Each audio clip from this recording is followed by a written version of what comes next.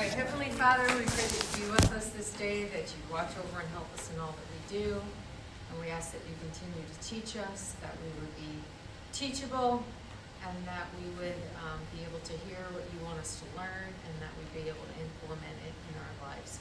In Jesus' name, amen. Okay, who wants to volunteer? We're going to start doing some of the presentations. We got our first volunteer. It looks like hands up first. All right. So you did the podcast. So I made a podcast recommendation that, gosh, 3 of you did? 3 of you people did. All right, so this podcast, I have been, it's been the topic of like things just circling around in my mind since I heard it over the summer. And I read the book in this interview, and it's got a lot of good stuff. So we might hear this a few times. Zach, are you presenting on it? If I could. It's the smartphone one today, All right? right, yeah, well, we can still get more out of it. All right, go ahead. All right, so this isn't like a formal kind of presentation, but I just kind of want to talk about the podcast. It was really interesting to me because, well, first of all, the title is How Smartphones and Social Media Impact Mental Health and the Realistic Solutions, which is important to me because a lot of people kind of just talk about like social media and just the internet, like, oh, it's the devil, it's bad, and everybody's just going to get ruined by it. But not necessarily. And there's a trend that followed from 2007 onward that really made it the problem, and it's not necessarily the internet's fault. And so, first of all, most of the information I got was from Dr. Jonathan Haidt, who was the guest on the podcast. And I looked him up, saw a bunch of his books, and he has a lot of the same kind of ideas where he mostly talk about the internet and how the youth and teenagers are affected by it. And he has legit credentials, which I really appreciate. And the whole conversation was solution-based, so it wasn't necessarily judging people for what's happened or judging the future of what's going to happen, saying these are the problems that are happening and people are affected by it. And it's kind of unfair to judge those people because they grew up in that environment and you kind of are a product of your environment most of the time. And so basically the whole message was smartphones are responsible for massive changes in culture and in society. And 2010 through 2015 was responsible for lots of the societal changes that kind of stay here for today. And so he calls 2010 is when they came out with that. It was kind of like when the iPhone started developing more of the apps around iPhone 4, where it became way more internet-based as opposed to just getting a message. Right. Okay. Yeah, because the iPhone was really released in 2007, but nobody really caught on until around 2010. And they had a lot of social media ideas and apps that started to release. And they're really primitive at this time, but they started to get released and people started catching on. And he refers to this as the great rewiring of childhood because it started to transfer from a play-based childhood, which we talked about in our lessons before, where kids went out and played and they made friends and they made mistakes, but they learned how to solve them. And it kind of went into what he calls a phone-based childhood, where instead of going outside making friends or even just interacting with your parents, it's really just give them a phone or a tablet and just let them kind of go over there and they kind of figure it out themselves. And at that point, they're going to maybe gain knowledge, but they don't really gain any social skills at all because they're really just with themselves. And if they make any friends, they're all online and you can't really interact in person. And if you make mistakes with people online, you make them angry, they can just leave you and then you can't really solve those problems. And so they really put an emphasis on how, even with, the 90s to 2000s, people really got together and did things together, even though they had flip phones at the time where you can call and text. And obviously you had people that are just kind of call and text all day, but that was few and far between at the time because they usually just used the phones to just make plans or talk with your parents or talk with your work, and that's kind of it. But now So it got to the point true where social connection. yeah, it was really just for like you want to call them and then meet up in person. But now people just call or they video chat and they just play games online, and it's not really any one-on-one interaction. We can make a lot of changes with yourself by improving, or if you make your mistakes, you can learn how to solve them. And so another big thing is that at least 5 hours a day people spend on YouTube and TikTok. which, I mean, if you just take that, like you do anything else in this 5 hours, and people are sitting there either, just staying in bed, and, because these times peak around nighttime hours, which, kind of correlates to the point where a lot of blue light exposure gets to where people can't get adequate sleep, and that can lead to a host of health problems. In specific, depression is a huge problem nowadays. And, that there is an obvious trend of depression going higher and higher as time goes on, as, inflation increases, and, people have to work longer jobs, they don't make as much connection with people that are so busy.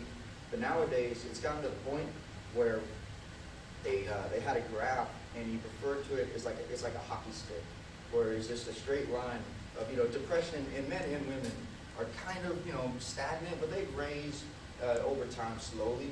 But whenever social media got released and people started catching on, it was just skyrocketed up, and it's an insane increase in depression for men and women. But it was higher in women because social media, at the time, it was just a lot of, we call them influencers now, but we have people that are on there, and they only show the people that are really beautiful, and they alter the photos, and it made people feel really insecure about themselves. And it's only increased over time as, the internet just literally gets bigger and bigger, more people are on it, they're going to have more of those people on there. And in that sense, also for men, a big increase in the use of pornography is incredibly detrimental. One, spiritually, and two, socially, because people just lose the need to make connections with people, and they just lose the drive to work harder, to make connections, and to just turn to God as well. And they didn't really get too much into religion, but they tied it in with men because they start to lose themselves in that.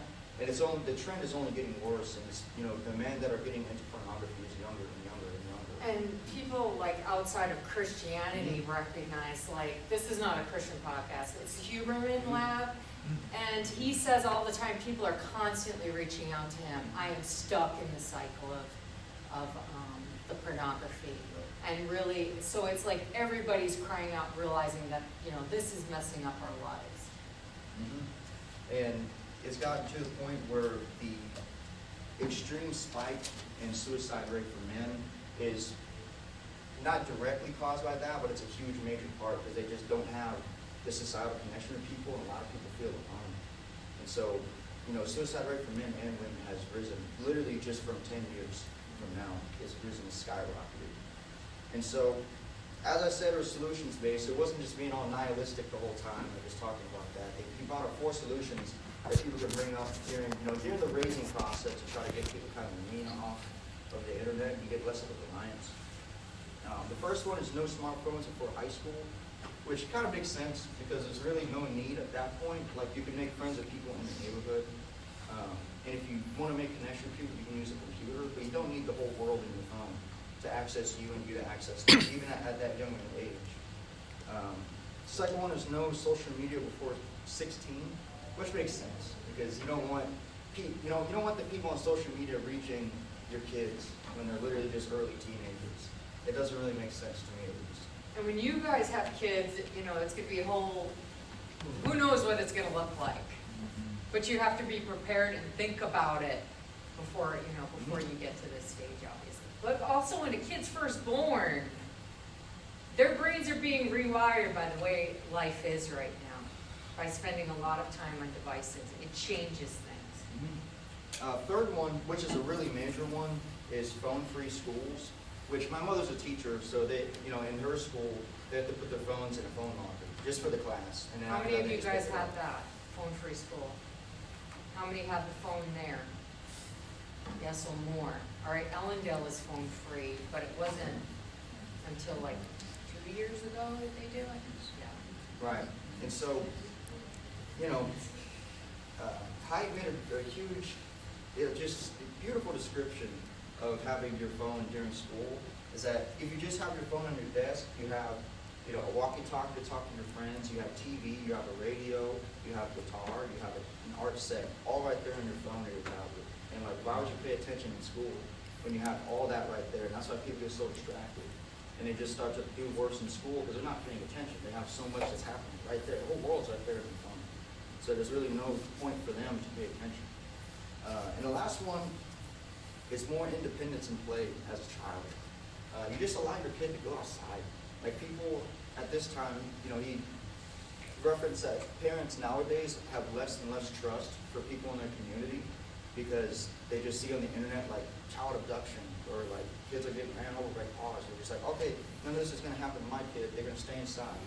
And if you let your kids stay inside, you're not going to make friends, or you're not going to, make connections, even with their teachers or other people in the area. They wouldn't be able to get into sports or anything like that if they just sit inside.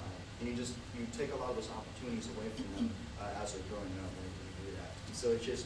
And then let them sit inside and have unlimited use to the world of the internet, which is the true danger, as opposed to the boogeyman out in the backyard ready to abduct them. So it's like not seeing reality in the dangers that are out there, it's seeing it in a messed up way. Basically, I'm sorry. hey, no, that's cool. This is a really good summary you've got. I don't know. Like really, really good. I good. use my notes a lot, so. Do you have any more? No, I mean, that's basically it. But, yeah, thank you. That was great. The play-based childhood thing is huge. If you think about what play looks like for children now parents say, let's get together with so-and-so and have a play date. It's parent directed.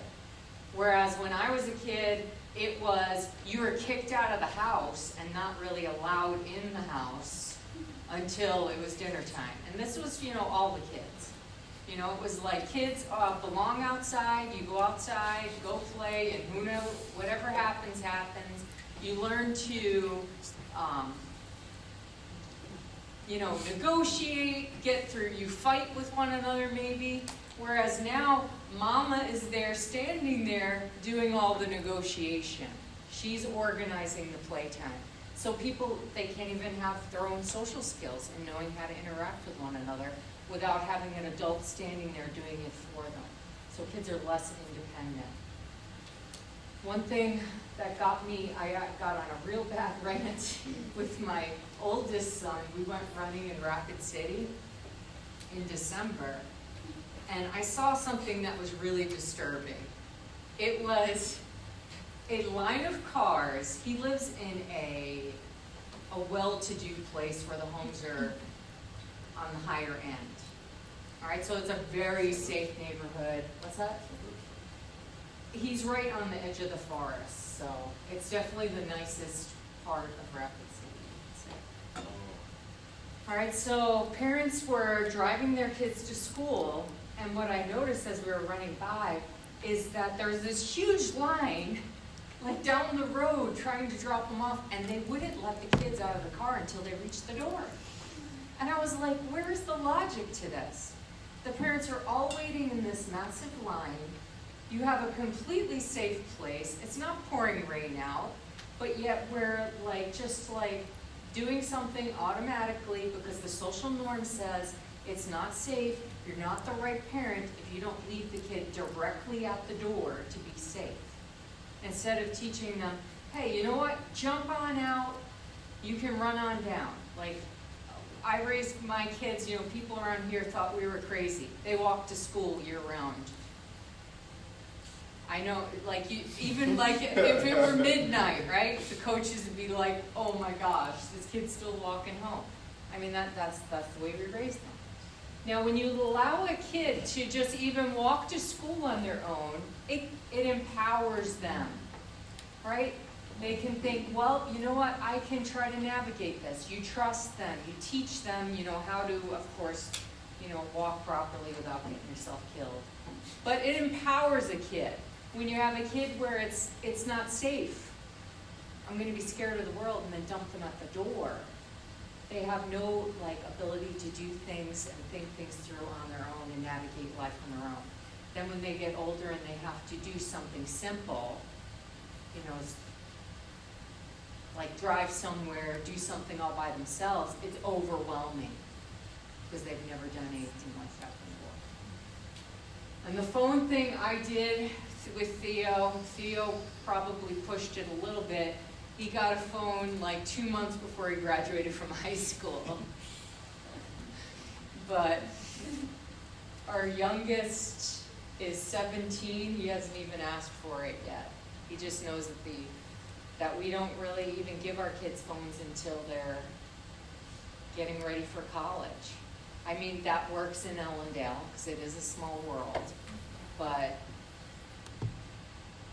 do you see any problems that you felt like came from that? Yeah. Okay, so what were some of the issues that arose from that? It's hard to communicate with your friends since everyone else is online. Yeah, You don't that was have a hard thing. An online presence. He had to do a lot of things through using it on a computer to communicate with them. So like when he was on basketball, they were all on Snapchat saying practices at such and such a time, things like that. So that's when it changed. But also, I coach track at the high school, and what I notice is when we're traveling, my kid is the one sitting there like, what am I gonna do? And everybody else is on their phone, not talking to each other, and they're alone because no one will talk to them. So if you're not in that world, there's pressure to be in it. So the way to make it work is if you have lots of parents agreeing together, let's have our kids not do this so that they can spend time. But if you don't do that, and coaches could make a choice where you're not gonna have phones on the bus for, which I guess actually we've done this on the bus with Mr. Reese. He says we're gonna have talk time, and he makes them put the phones away, and everybody starts huffing and puffing, and people try to talk to each other. But it's a good idea, good practice.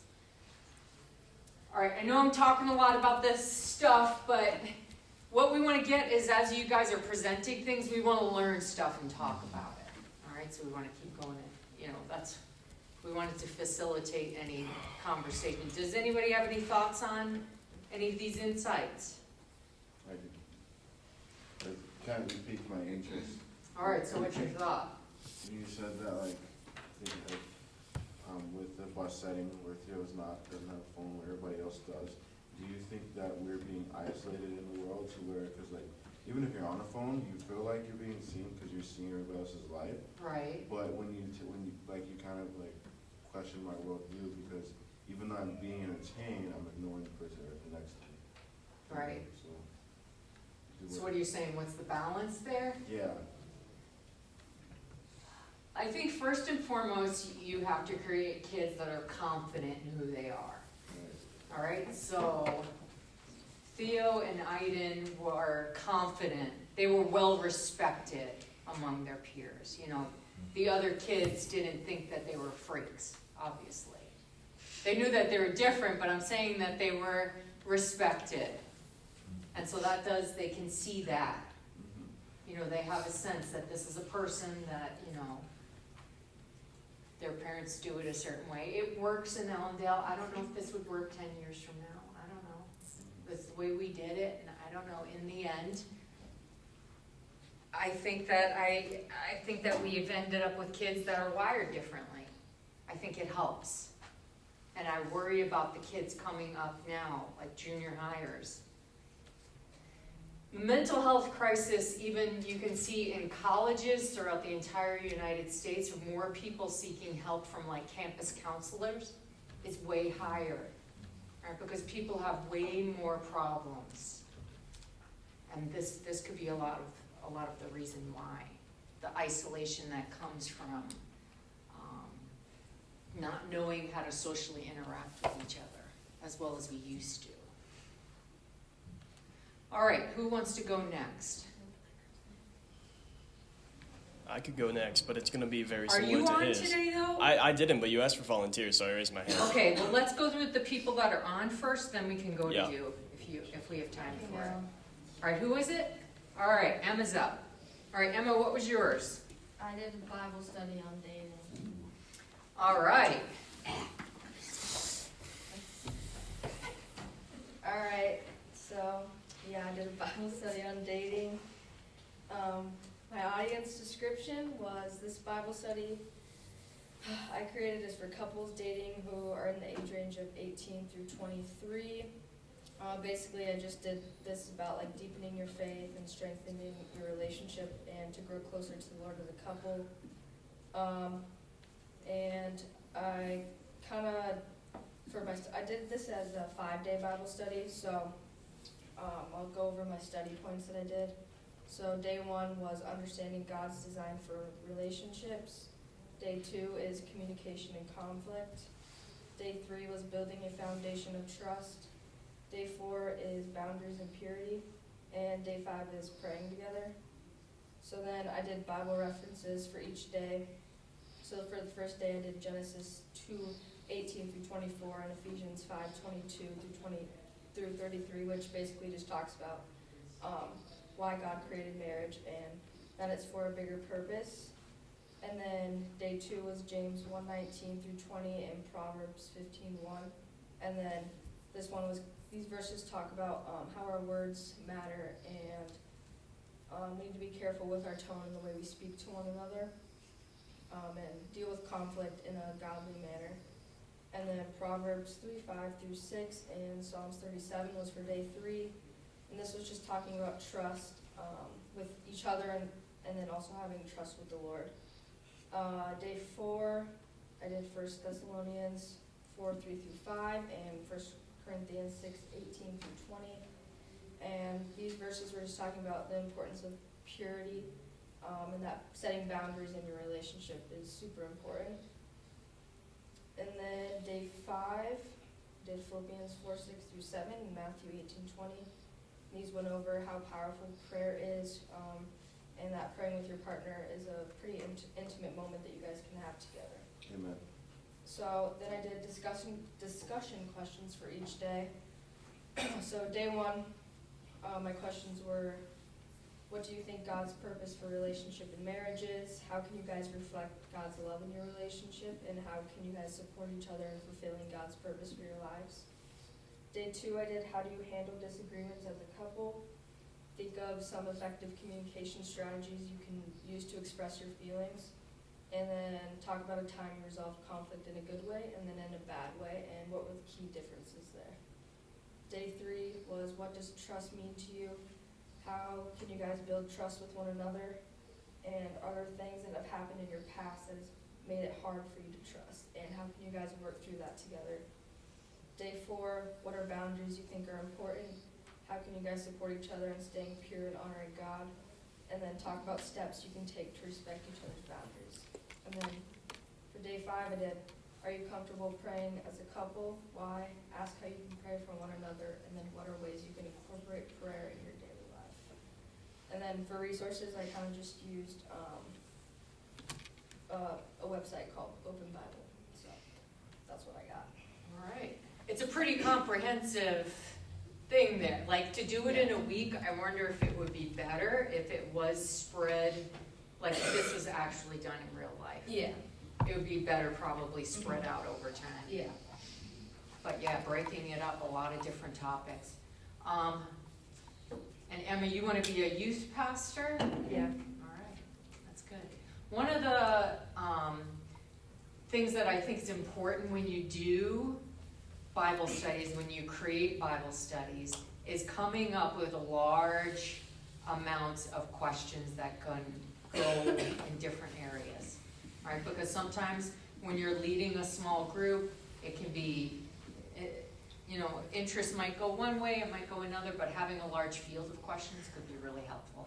And always having it biblically based, so including those things was really good. That was great. All right, so Jenna, you want to do yours? Hers was on prayer, so on your day, was that your day 5? Yeah, so I just listened to 2 podcasts about like prayer and marriage and how beneficial and important it is. The first podcast I listened to was Fierce Marriage by Ryan and Selena Frederick. And I just wanted to tell you guys like a couple takeaways that I did from each podcast. Selena said, I think we disqualify prayer and its role in our marriage. And like people, they talked about like the misconceptions of prayer within marriage. They said one of the main reasons we struggle with prayer is at its root, we think more highly of ourselves than we ought, whether that is we think we don't need God or whether that's we think our prayers are unworthy to God. So they brought that point up a lot about like thinking, even like in chapel, Pastor Kevin was talking about how sometimes like the biggest misconception of prayer is like we think we aren't worthy, we have to say the perfect things or like pray the right amount of time. So that was just a point that they pointed out. And then they said we don't pray because we don't think we need to, when really prayer is essential, especially in a marriage, so that you both can be on the same page. And they said people don't pray in their marriage because they feel weird, which I thought was kind of silly, because if you marry that person, you shouldn't like feel weird around them. You do everything together. Why is prayer any different? And then they talked about the ACTS acronym, which I have never like heard before. A is for adoration, C is for confession, T is thanksgiving, and S is supplication. So they just told us about this as like a guideline or an outline for when you pray, to start with your adoration and your love for God, to confess your sins, to thank Him for the things that He's given you, and then finally to ask and then bring your requests to God. Have you guys heard this acronym before? Yeah. Yeah, it's pretty common. Okay. And then they just asked a couple questions, and they said, as a couple, how can you pray together, have a posture of prayer? And then they said to take turns, which I thought was really good. Like, the men are called to be the spiritual leaders of the households and stuff like that, but it's also important for the wives to support and respect them and lift them up in prayer, and to just pray out loud too for each other. And then they talked about intercessory and like praying on behalf of someone else. And then I listened to the Christian Family Life podcast. This was just like two older couples who were talking about their experiences and how prayer was effective between both of their marriages. And one of the guys said, is prayer your steering wheel or your spare tire in like comparison to a car? So is prayer guiding you, or is it in your back pocket? And then he said, I don't know of a better way to honestly communicate what's on our heart as a couple that's more powerful than spending time in prayer. It's a great opportunity for each of you to be vulnerable and to expose your heart in a place where, hey, I'm struggling with this. Can we spend some time together praying for this? Right here opens up the communication. Then it could springboard into conversation. Hey, what can I do to help you beyond our time in prayer? How can I step in? So I thought that was really good, that like prayer can lead to a conversation that might need to happen. Like even if you don't want to talk about it, prayer is a good starting point. So. That's good. I like the spare tire sort of thing. That concept, it's so true, because you think of it as when the emergency happens, then it's like, oh, no problem, you can think about it, but you don't think about it before. It's kind of like when it's too late. Tire's already flat, you're already out. Okay, Paige, you want to do yours? Sure. Okay. All right, are you plugging in it? You want to put the visual up? I can if. Oh wait, you sent it to me, so we could just, I could plug it in here. All right, so maybe you want to come up. Oh, yeah. Yeah. I can plug it into my computer. Okay. Yeah, go ahead.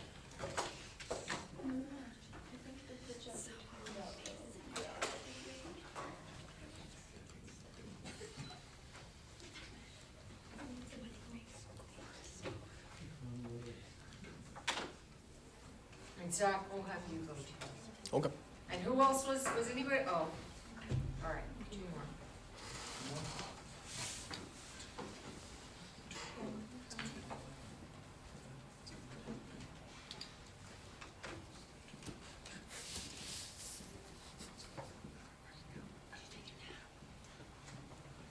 You guys are doing a great job on these projects. You know what? Next week there's another one due. I was like, no. What? Yes. So there's 3, but next week there's one due on Thursday. Then it appears as though the week after is a test. So there's not one then, and I don't know. With the way this is condensed, it makes it pretty difficult. But we are at next week is the second one. Okay, go ahead. Okay, so it's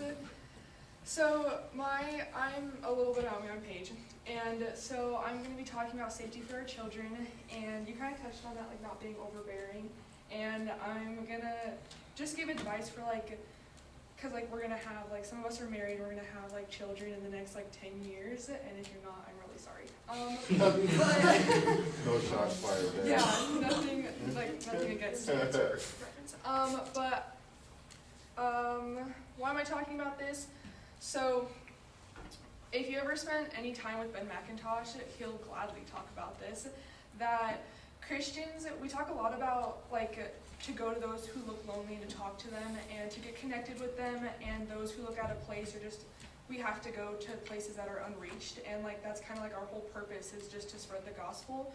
But to do this, you kind of also have to be smart. Like you can't be complacent or you can't be naive while doing this. So like if you have that weird feeling in your stomach that maybe this person's not so safe, you probably shouldn't ignore that. So that's what I'm going to be talking about, and that's how we can teach our future children to be safe and still be Christians, because there's a difference between being kind and being naive. Okay, so a little background information. I'm from Laramie, Wyoming. I'm 19. I'm the youngest of 5 siblings. I have 3 brothers and 1 sister. I'm currently engaged, so I've had this talk with my fiance many times. Were you engaged to? I know this is bad. I don't even know. He doesn't go to our school. Okay. He's talking like, yeah. Okay. But, So I'm not missing anything. All right, go ahead. My mom is retired law enforcement and my dad is ex-law enforcement. And when I first got here, me and Marlissa kind of have an inside joke. I didn't know what a PK was or an MK was because I don't come from a very practicing Christian family. I'm actually Catholic, and that's how my family practices it. So I know what that was. So whenever Marlissa would say I'm a PK, I just say I'm an LEK, and that means law enforcement. Okay. Okay, so you said it the other day, and I'll say it again. If we ever have children, and I pray that this will never ever happen to us, but we never want to lose a child. And I genuinely think that that would be like the greatest amount of hurt that we would ever go through as like future parents, is just losing one of our children. Okay, so these are some things that my parents taught me from since I could comprehend what they were saying. So never ignore gut feelings in weird or uncomfy situations. So just if I went somewhere I didn't feel safe and I just couldn't get out of it, because you can be paranoid and stuff like that, and you can actually just be in your head. But if you really don't feel safe multiple times, you should probably leave, and do it in the way that is respectful and is not going to make you look like a bigger jerk, because that kind of goes against Christian morals of being kind. So then I'd say do not ignore strangers' red flags. Coming from somebody who got drilled the sayings of strangers abducting you, what they would say to you all the time. Just little sayings, those were drilled in my brain since I was 3, not to go with strangers and look for their dogs. Because if you know anything about me, I would 100% go look for a dog. So don't ignore those signs, because you're probably, again, right. And make sure you look confident as well. It's kind of hard to teach a little kid how to be confident, but as they get older, that's something you can definitely kind of drill them with. My mom kind of did a study, and I did a study with her, about how we were watching this little interview with a serial killer. It wasn't a famous one, but he was basically saying that he was on a subway once, and he was looking at these 2 girls that were friends, and he picked one of them. Let's say if I were to pick Emma. And, but basically what he did was he picked one of them, and the second she showed any amount of little confidence in herself, he immediately just didn't pick her again, because he thought that she would be too hard to abduct. So he automatically went to the one that That is was really interesting. less confident. This So concept. fake it till you make it. Yeah. And being distracted. You don't want to appear distracted. Yeah, you gotta. It's a big thing. That's You're on don't be guard. complacent. Just know your surroundings. So, yeah. Okay, so online this can also come across as a future parents, and you probably have gone through this, because you can't tell what your child is looking at online, who they're talking to, and you definitely can't control what their friends look at or what they look at with their friends. So I would just say that being open as a parent, because I know my parents are really open with me about it. If I felt unsafe or I could see a lot of red flags, I could tell them and I wouldn't get punished for it. So that kind of made me feel more comfortable knowing that I had like a safe place to go to and I wouldn't get in trouble for it. But anyway, like the kind of red flags that I've experienced while like talking to somebody online, like you should not add people on social media you don't know. But I'm just saying that like I've known these people like in real life, and so I would like talk to them over social media and they would push to like meet in a private place. And then they'd be like, oh, don't tell your parents, don't tell your parents. And let me tell you, as a kid that's been told that multiple times, why would you not want another adult to know what you're talking to me about? So that's a big red flag. And then asking to see like more pictures of you or like explicit pictures, I mean like that speaks in for itself. So, or even just scamming for money. When you're a little bit younger, so around the ages of like 13, 14, sometimes like that attention from like a girl or a boy can be very new to you. And so they can manipulate you very, very easily because you've never gotten that experience before, you've never gotten that kind of attention. And realistically, all they're doing is like manipulating you into getting what they want, whether that's abducting you or money. So either way, try and keep your children safe. Okay, a little story time on like how this is kind of proven. So these are my siblings. I said I had 3 brothers, but this is the closest one to me.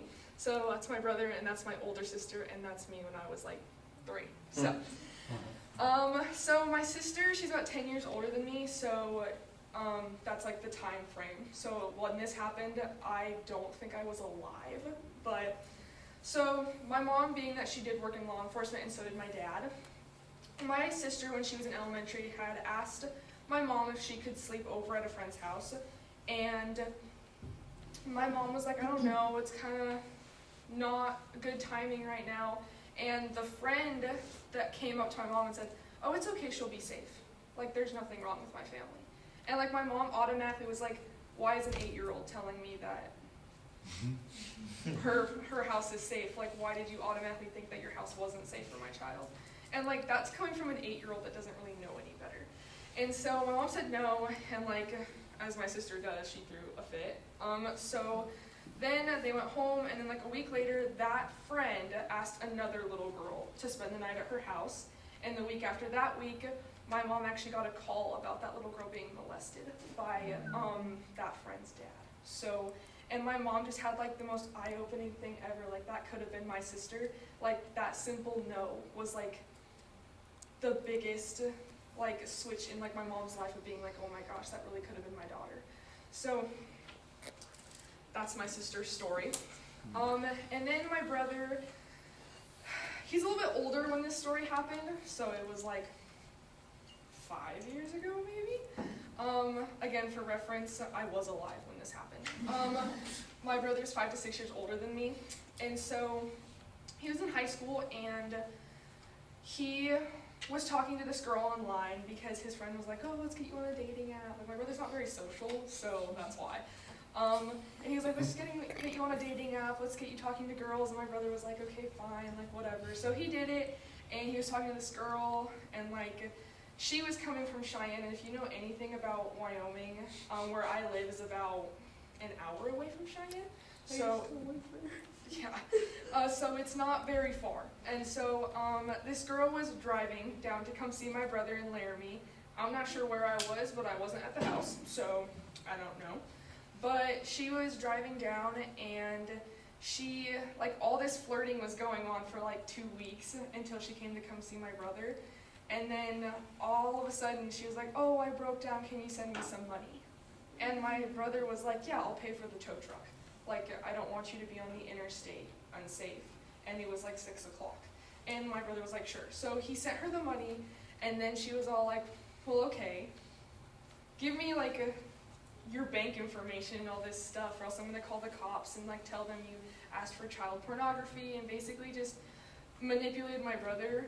And my parents were still working in the police department, and he like completely fell for it. He was like, okay, so for reference, my debit card, all of our debit cards, all of our credit cards are linked underneath my mom's bank account, and so he gave her all of my mom's bank account information. Yeah. But because we have a good bank, they shut it down the second she spent over $2,000 in like 30 minutes. Oh, wow. Yeah, so that happened, but that like still happens when you do have law enforcement parents. Like we've been told this story over and over and over again with people that weren't my brother, and he still fell for it. And so those are just two different things just to educate your kids even more. Like, I guess it saved my butt a lot because the whole like asking for nudes and stuff like that was really popular when all of us were in high school. And I think it still is, like it didn't just go away. So like people in like my high school would be like, oh, send me nudes or else I'm gonna call the cops. So I'm like, okay, so you're gonna call my mom? Go ahead. So it kind of like saved my butt for like not falling for that. But like in other cases, not a lot of people are that lucky to be like, oh, just call my mom then. Like she's gonna totally fall that I asked for child pornography, sure. But not as many people are as lucky. So just like, I would just advise like telling your kids like you're a safe space to come to whenever these things happen, that they won't get punished. Because I know that was like always the option whenever all these things happened to me and my siblings. That was like the first people we came and talked to. Like it wasn't our friends, it wasn't like a trusted adult, it was like our parents solidly. So, thank you for learning about child safety with me.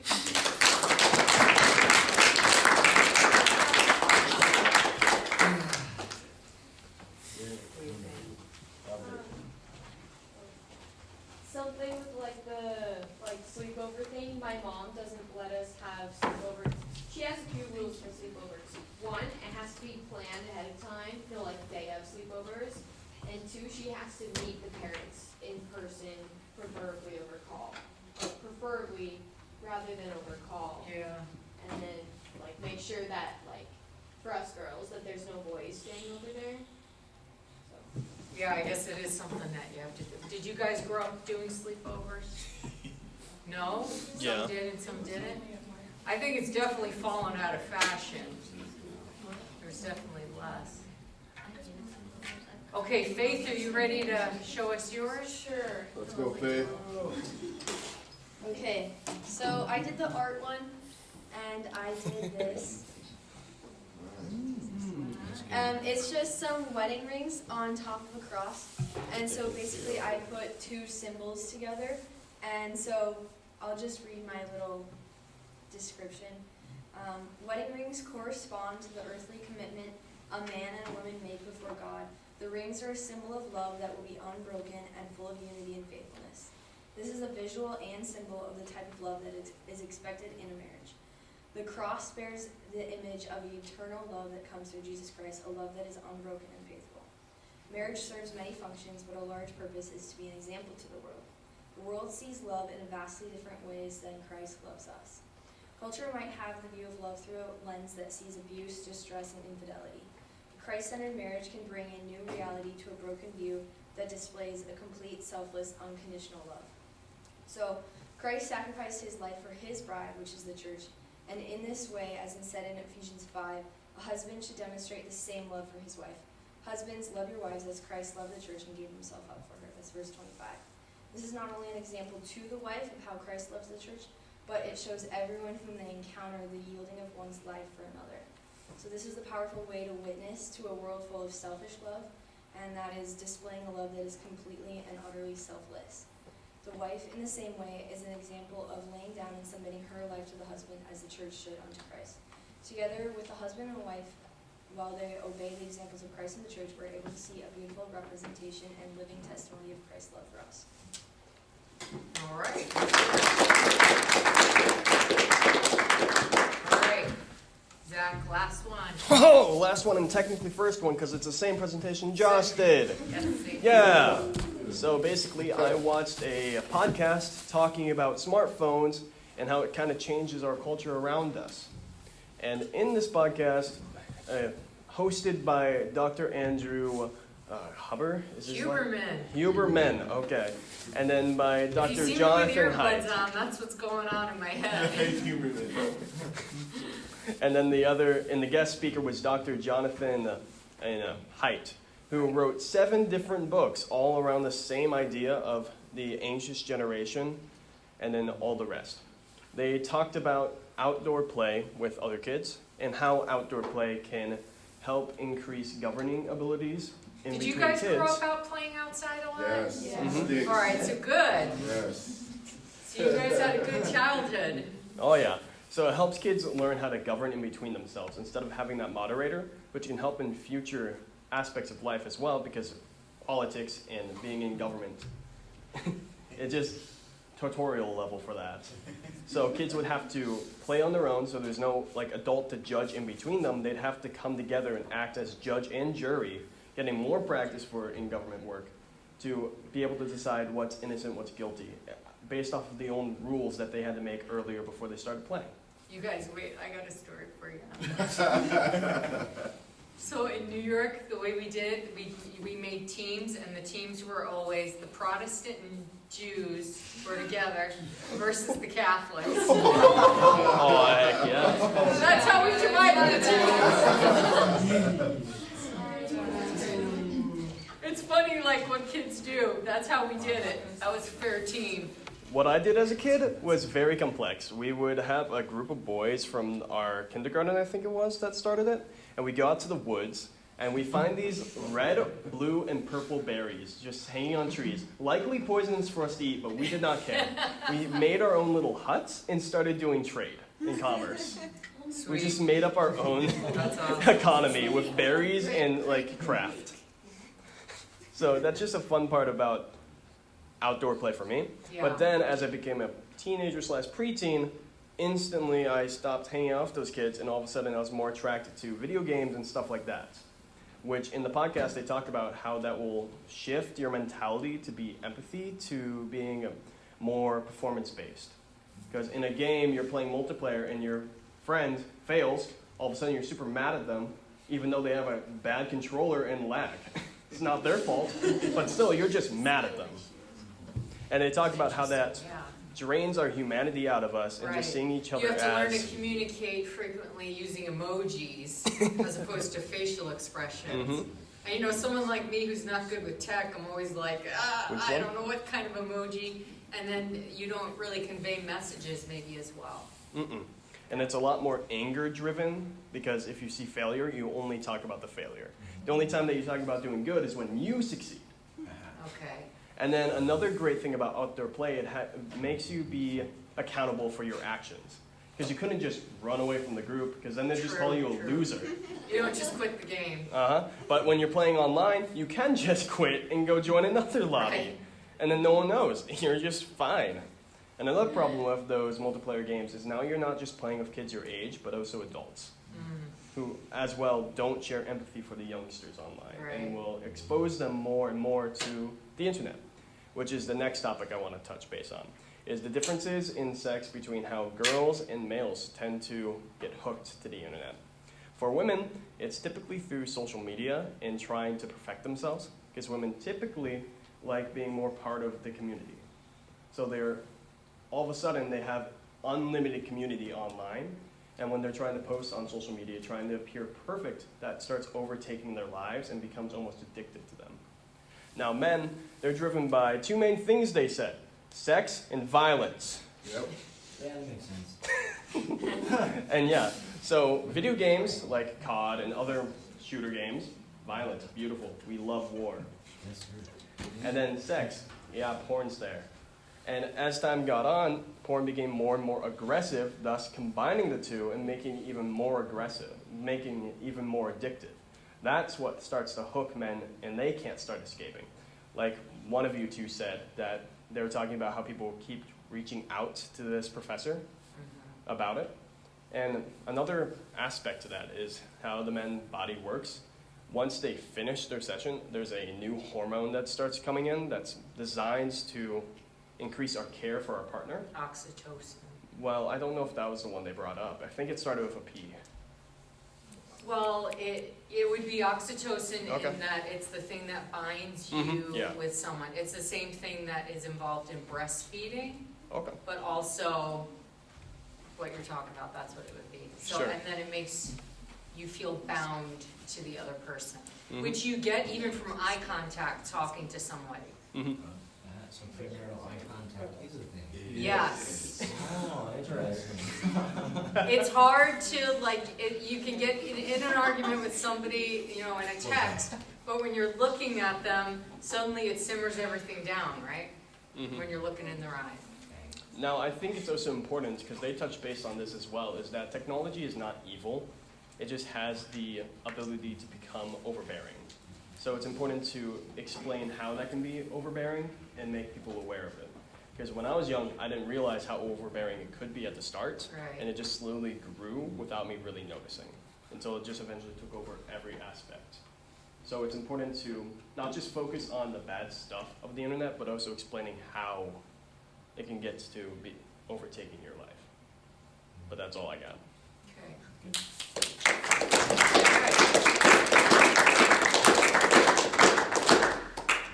Okay, we'll go into our, gosh, what were we doing? Theories of mate selection, right? Chapter 5. We were on theories of mate selection, Oh, and goodness. we finished off with Trevin infuriating women back in the room. I may, yeah. Would you like to rescind your comment? I would like to say, Say it. I think he's still, you know what, after you all left, he still held his ground. yeah. He tried to switch up. Okay, I may have slightly misspoken. I believe that physical attractiveness is more important to men than it is to women. Okay. That is my statement. Well, maybe you I should hold Is that an amen in the back? No! Really? Get him, Abram! I disagree with that too. Really? See, they're good men.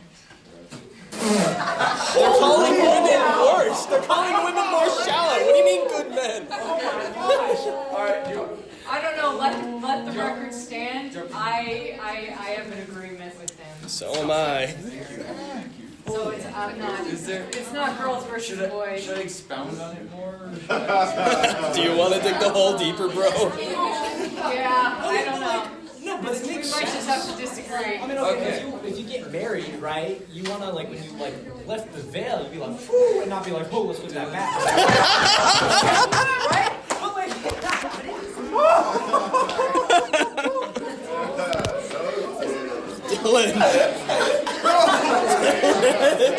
Dude, I got really little sleep, man. All right, here we go, next theory.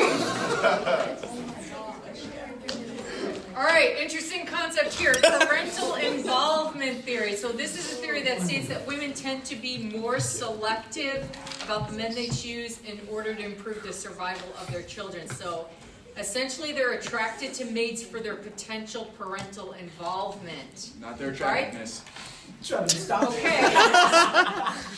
So they're looking for men that might maybe even be good if they see them being good with kids. They might be men that are interested in, that they see are focused maybe on things within the home or, any sort of interaction where they can kind of see, oh, this person's good with children and this might be a good thing. What do you think about this one? Do we agree that this is part of the deal? Yeah. All right, this is girls, I guess. Girls, would you agree with this one? Yeah. In general, you want to find someone that you think is going to be a good dad. Yeah. All right, next one, psychodynamic theory. This theory suggests that our deepest relational needs are based on our internalized family drama. All right, so basically what it says is that we attempt to get what we feel we needed or missed as we were growing up. So we look for maybe a spouse, potentially, that is maybe good in the area that our family wasn't good in. Okay? So all of these theories are, I don't know, I think you can find partial truths to them. Right? It's probably not the only, just one theory, but there's partial truths to it. So we tend to look for somebody that has qualities that we're like, yeah, that's the way to go. This is a good way to do it. I like that. All right, then the parent image theory. We marry someone resembling our opposite sex parent. This happens sometimes, sometimes nothing like it, right? Yeah. Of course, Theo.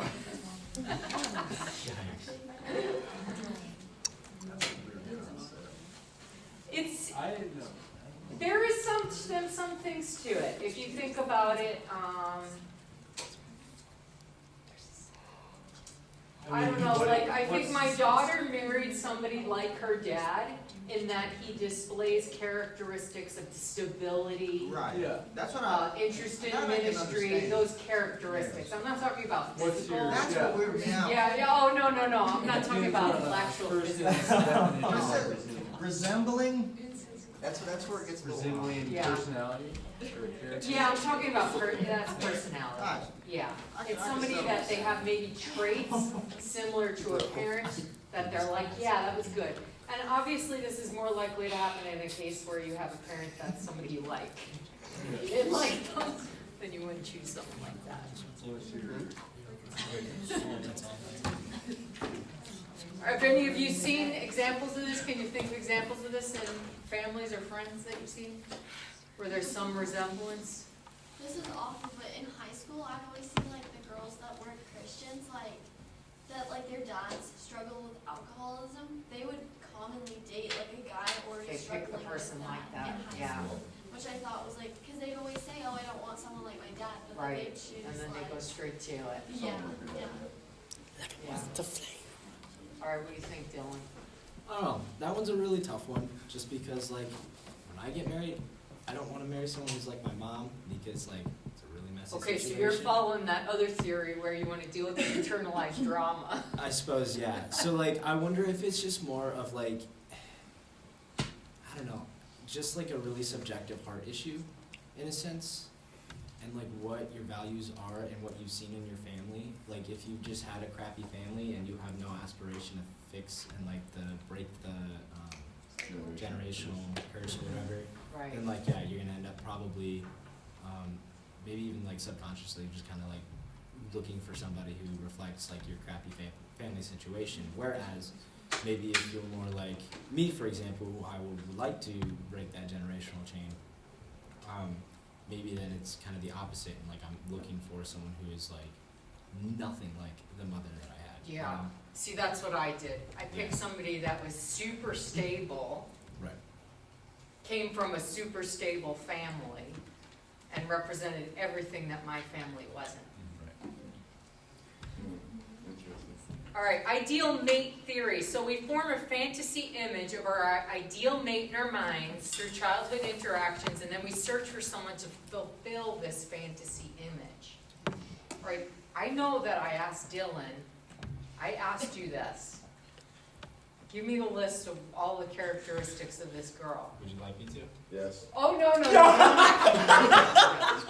I'm just saying, have you guys ever done this before? Where you come up absolutely. with, these are the traits that I would like to find in somebody, Yep. Yeah. Yeah. right? So that's kind of the thought there.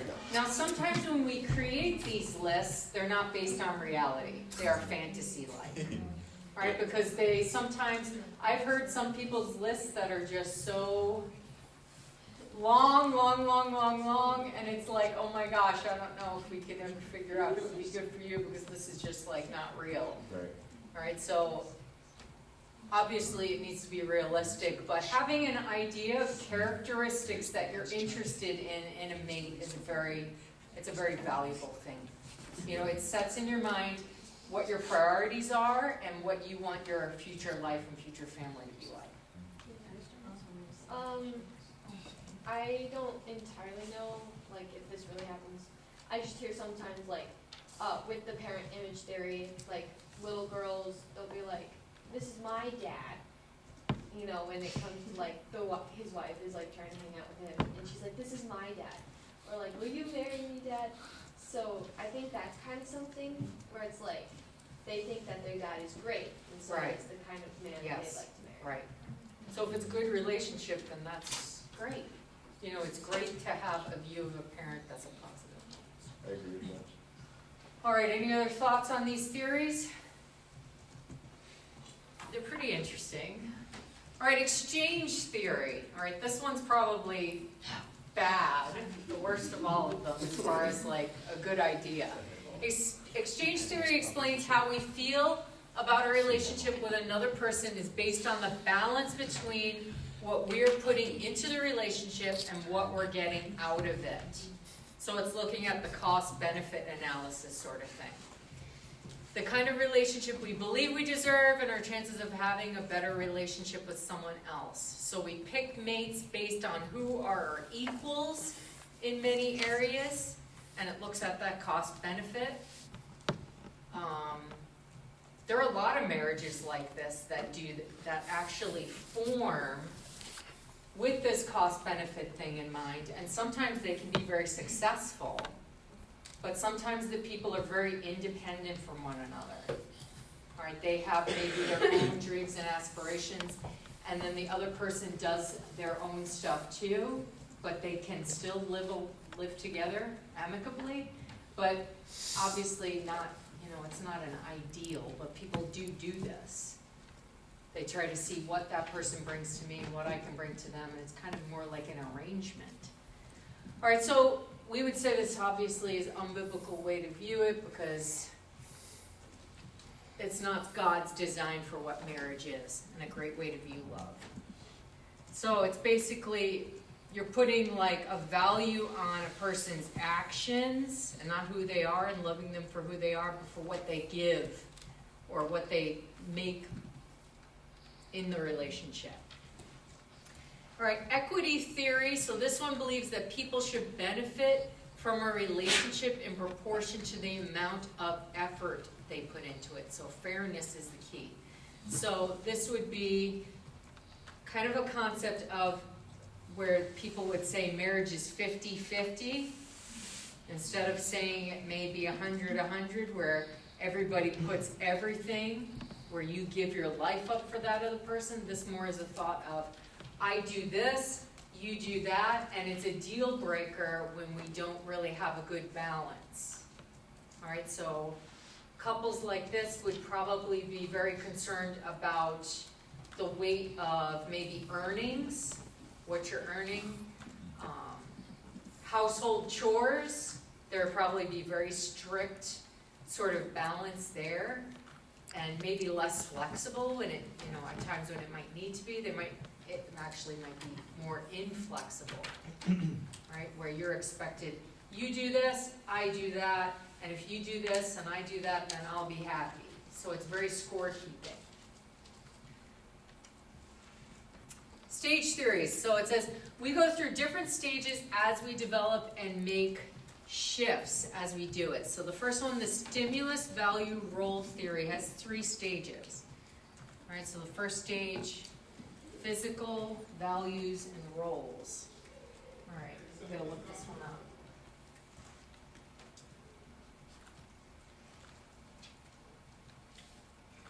All right, so stimulus value role theory of mate selection suggests we choose our friends and partners through a 3-stage model. We then filter out people at each stage who do not fit our preferences. So as you go through stage 1, if they fit, they can move on to stage 2. If they fit, they can move on to stage 3, or they're not part of it. All right, first is the stimulus stage. So in the initial stimulus stage, we evaluate people based on physical appearance, especially if they're guys, according to some people in here, and not girls. We are usually attracted to people of a similar age, appearance, and ethnicity. All right, so then after that stage is met and the person gets a passing grade, then it moves on to what they would say is the value stage. So we evaluate each person's values, such as their attitudes towards religion, sex, career, and family. If their values are similar enough to our own values, we can choose to continue the relationship. All right, what do we think so far? Does this make sense? Makes sense, yeah. Yeah, first initial, is there an attraction? Then do I actually like the way this person is? I mean, more about their personality, what they're like. All right, then the role stage. We share our activities to build a working relationship. It's preferable for our likes and dislikes to be complementary. You do this while I do that, and for our attitudes towards roles to be similar. Is this the same theory here? No, this is the next one.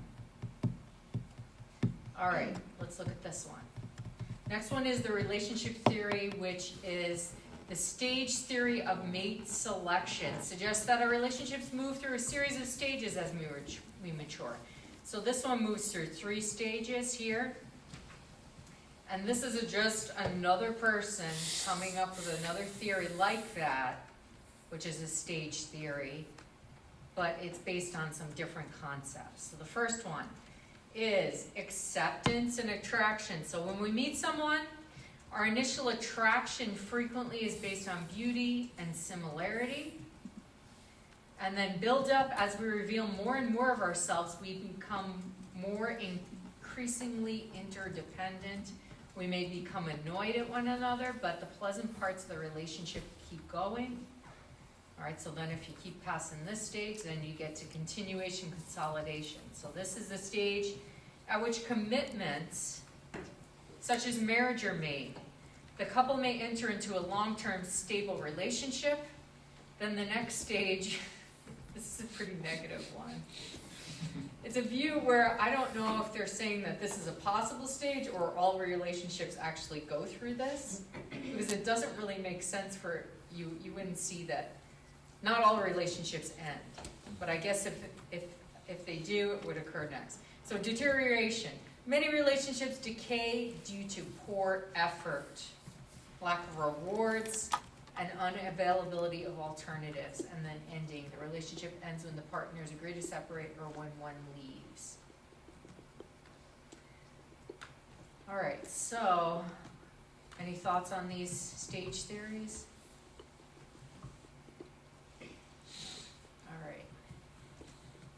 All right, so that's the one we did there, A, B, C, D, E. All right, the family life cycle. So we talked about that in the beginning of the class.